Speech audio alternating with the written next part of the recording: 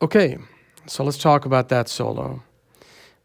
I used, as I said, I was going to use the pentatonics based on the root. And with this style of music, what's really important, and which is actually a concept that we've been talking about in all of the videos so far, is defining the harmony the best you can with your melody notes. So I started my solo with that kind of figure, which I was defining the D minor 7 arpeggio. Started on the minor 7th, went down to the 5th, the flat 3 or the minor 3rd, to the root. And then with the G, I played something up to the 3rd. I'm using the chord tones. I'm highlighting the chord tones that exist in the material we're using. So we're only using pentatonics at the moment of the root. So I'm using the notes from the pentatonic that outline the harmony in the most clear way. I think it was something like that. So in that case, I was defining the D minor 7 sound, landing on the 3rd of the G. Now that's the 6th in the G. It was anticipating the beat for the, becomes the 3rd of the 1. So that's my basic idea here, is using the material that we've discussed, use the notes that I have inside of the pentatonics that clearly define the tonality I'm dealing with.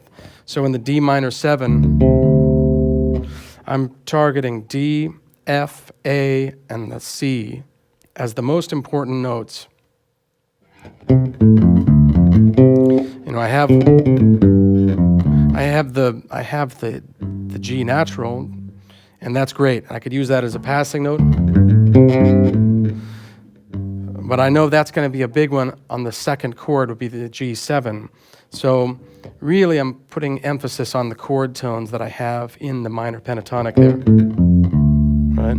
When I get to the G, the most important notes, again, that I have in the major pentatonic based on the root of a dominant chord would be the notes of the triad.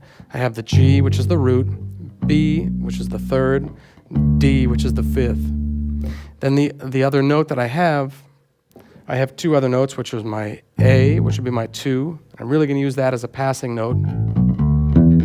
And then the 13 or the 6, which is the E, I'm also using that in a more passing, as a passing note. Or as I did in the first 4 bars, I anticipated the resolution into C. Excuse me. I anticipated the resolution into C major.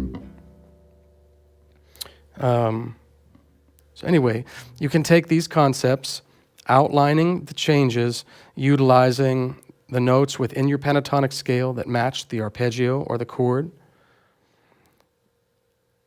The concept we were talking about in the previous videos, especially when you have a leading tone available, that's always a strong choice. So where do we have a leading tone in this example?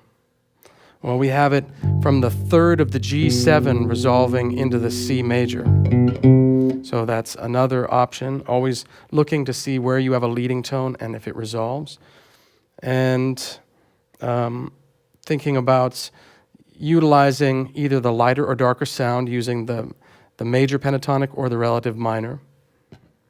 So there's several things. You can use these ideas, play along with the track, use your own solo using these concepts, and then again you have the notation and the tab to follow along with what I played.